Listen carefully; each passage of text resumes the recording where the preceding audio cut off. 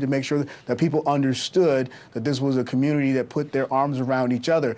Even the man who was talking about hearing the shots was saying that his daughter attended a school there. There goes the news conference right there, so I'll drop out. Okay, Ryan, let's listen in. Good afternoon. Good afternoon. My name is Sheriff Bill Gore. I want to start off our brief press conference here by expressing our condolences to all the people that injured in this senseless act of tragedy that visited Poway this afternoon.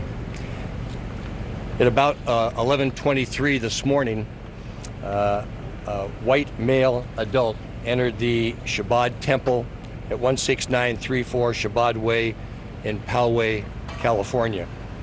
This individual was with a AR-type assault weapon and opened fire on the people inside the synagogue. During the shooting, 4 individuals were wounded and transported to Palomar Hospital. Sadly, one of the individuals succumbed to their wounds. The other 3 are in stable condition at Palomar.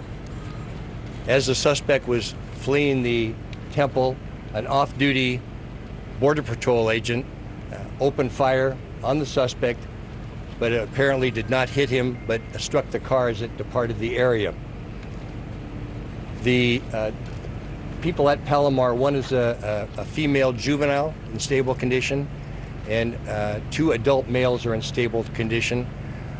Sadly, an older female died from and succumbed to her wounds she obtained in the shooting. The suspect was shortly taken into custody, and I'll turn it over to Chief Dave Nislight from San Diego Police Department to give you the details of that arrest. Chief? Thank you, sir. Good afternoon. As this incident was unfolding, a San Diego police officer, canine officer, was en route to the scene. He was monitoring both the San Diego Police Department's dispatch and the sheriff's dispatch, heard the call and started making his way towards this call. As he was en route, he also overheard a CHP scanner of a suspect who had called into CHP to report that he was just involved in this shooting, and his location, which was Rancho Bernardo and the Interstate 15. As our officer was exiting the freeway, he clearly saw the suspect in his vehicle. Suspect pulled over, jumped out of his car with his hands up, and was immediately taken into custody by the San Diego Police Department. As the officer was placing this 19-year-old male into custody, he clearly saw a rifle sitting on the front passenger seat of the suspect vehicle. And the suspect, as I said, was taken into custody without any further incident. This investigation will be led by the San Diego County Sheriff's Department, but it will be a joint investigation with the San Diego Police Department and the Federal Bureau of Investigation. With us this afternoon is Acting Special Agent in Charge, Omer Mizell. Omer? Thank you, Sheriff. First and foremost, we'd like to offer our deepest condolences to the victims of this tragedy. As soon as we were made aware of the incident, the FBI deployed resources immediately to the scene. We've deployed all relevant assets to assist with this investigation. We're working closely with our local, state, and United States Attorney's Office on the investigation. And with that, I'll turn it back over to you. The San Diego County Sheriff's Department provides law enforcement services to the city of Poway. We're joined here this afternoon, and would like to say a few words by the mayor of Poway, Steve Voss.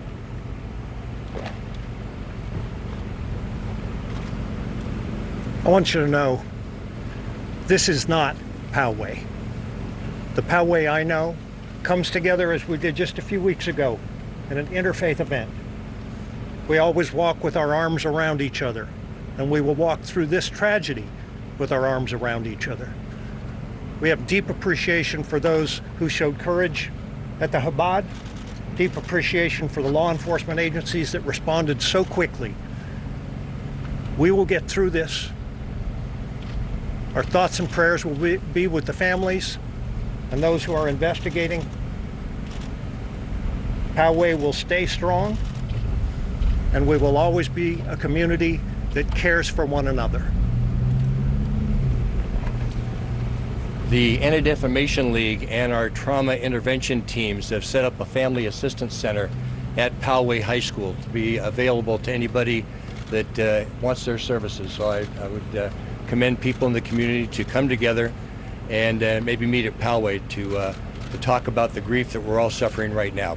We will be back in about 2 hours with more details as the investigation unfolds. I'll take a few questions if you have any right now. Sheriff, do you know any details, I guess, about the suspect that you can give us, and maybe even a motivation for this? No, we don't. We're not going to release that right now. It's in the process of being interviewed by homicide investigators from the Sheriff's Department and the FBI. We'll have those details later. But is the open letter that he left, perhaps, is that letter legitimate? we have copies of his social media posts and his open letter, and we'll be reviewing those to determine the legitimacy of it and exactly how it plays into the investigation. How many shots were fired? I don't have the exact number of shots that were being fired. The crime scene is being done as we speak. Do we know if he's connected to the Chabad? I'm sorry? Do you know if he's connected to the Chabad? I do not know. Do we know where he came from? We have an address for him here in San Diego. He's in the city of San Diego. Yes, he's an adult male from the city of San Diego. Do you know if there's still inside? I'm sorry. Investigations going on. Are prisoners still inside? Are people able to come out? Those are Yeah, we have. There are a lot of people still at the synagogue waiting to be interviewed by homicide investigators. How many people inside? How many were in the room? I heard there's close to 100 people waiting to be interviewed. How many were in the room at the time? I couldn't give you the exact number. I know there's about 100 people to be interviewed right now. Was there a service going on at the time? I couldn't tell you. Sorry. Was the rabbi injured? Not that I know of. I heard something happened. I don't know all the details on the victims, but Did the suspect say anything when he was apprehended? we're not going to discuss that right now while the investigation is ongoing. So was the off-duty Border Patrol agent inside when this whole thing happened, or did he hear something and then go inside? My understanding, he was inside the synagogue when the shooting broke out. Did the man enter the synagogue in the middle of services? I don't know those details. Last question, guys. Last Okay. question. Okay. We'll be back in about 2 hours, hopefully with some more details for you. Thank you very much. Thank you, sir. Okay, let me just recap what we just learned. A lot of new information about this shooting that took place this morning, 11:20-ish local time there in Poway, California, near San Diego. We just heard there from the San Diego County Sheriff revealing it was a white man who entered with an AR-type assault weapon, is what he called it, and opened fire on the parishioners or the members of the synagogue who were there on the last day of Passover, celebrating this important holiday for their faith. We are learning 4 people were wounded and were taken to the hospital. Unfortunately, one of those people succumbed to their injuries. He said it was an adult female. He also said that the 2 people, or 3 people rather, who were still injured were in stable condition, included a juvenile female and 2 adult males. We've also learned they're currently interviewing the suspect, who apparently called police after fleeing the synagogue and turned himself in. They pulled him over. He jumped out, he said, raised his hands, and they were able to take him into custody without incident. Right now, they're poring over the crime scene. They're interviewing this suspect. They're looking at his social media posts as they try to build the case and determine exactly what led to this latest shooting in a house of worship. Let me bring back our guest. And Juliet, I'll start with you. The type of assault weapon, an AR-type assault weapon, opened fire. That stood out to you? Yes, I mean, so this is where we've unfortunately become familiar with this type of weapon, an AR. We don't know the number of 15. We don't know yet what kind of rifle it is, but, you know, a lightweight automatic rifle, semi-automatic rifle, excuse me, that has been used in a number of these killings, and then has also become the focus of potential prohibitions through the gun control debate. The reason why it has is because the AR model, we don't know which one it is yet, has the capacity to harm or kill relatively quickly, right? So your challenge is, you know, I understand people get killed by guns. You want to avoid guns out on the street, or semi-automatic rifles that can kill indiscriminately and very quickly. So we'll find out more about the weaponry. The fact that the assailant called in, we still have a lot to learn right now. The fact that the assailant is white, I think we were all being careful before we heard proof of that, but this does have the hallmarks of a potential hate crime or terrorism, the kind of upticks we've seen over the last couple of of years. The question of whether this is white supremacy and aligned with a political group is also something that is going to be examined by the investigators. So we're starting to see some familiar data points right now. We can't come to conclusions, but certainly for the three, I think for all of us sitting here, we've seen, unfortunately, this story before, and we'll see whether this is consistent with it or inconsistent with it. Josh Campbell, are you surprised that the suspect surrendered?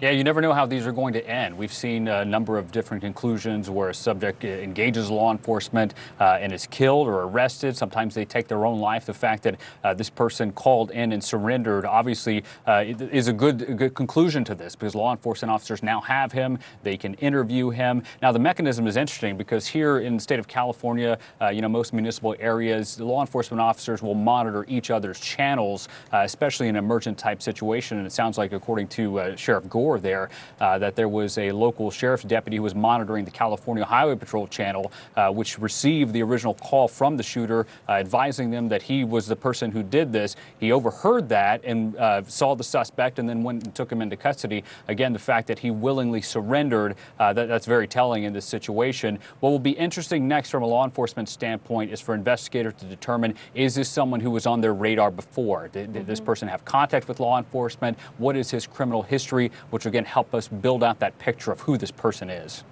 And what's interesting is the only thing we know about this person is that they are an adult male, but we also know that they're from San Diego, the city of San Diego. We know Poway is a good 20 plus miles away from that. James, does that stand out to you? You know, I think what jumped out at me the most, on, and maybe it's just a sad state of where we are today. I mean, this is a kid. This is a 19-year-old. And just think about that this type of this hate that obviously infused him and caused him to do this. And I agree. I think from many of the perspectives that when people go into these things, they have a plan that they're going to do this or do that. And then all of a sudden after the act, he had a change of heart and decided to surrender. That's a good thing. Obviously, no law enforcement officers were forced to engage him. He's now going to be hopefully a treasure trove of information for us. And that's also the important thing, is to go back and to look at what the motivations were. Everything is online these days. And whether or not it's a manifesto or a screed or particular websites or chat rooms that he went to, those things are all going to be looked at. And for me, as a former SWAT officer, I look at this and it just really, really heightens the fact that the paradigm has changed for the United States in how we deal with these things. The old mentality of contain and negotiate, get there, set up a perimeter, and wait to talk to somebody and talk them into coming out. It's over. You really have to move to these people as quickly as possible and try to ascertain what their plans are. Obviously, in this instance, when you hear nothing but gunfire and people being killed, law enforcement really, really has to go into the meat grinder now. It has changed the paradigm and how we deal with these things. Everyone stand by. We're continuing to follow this breaking news again out of Poway, California. 1 person dead, 3 people injured in a suspected hate crime at a synagogue. We have reaction now from the president coming in. We'll have that next. We'll be right back.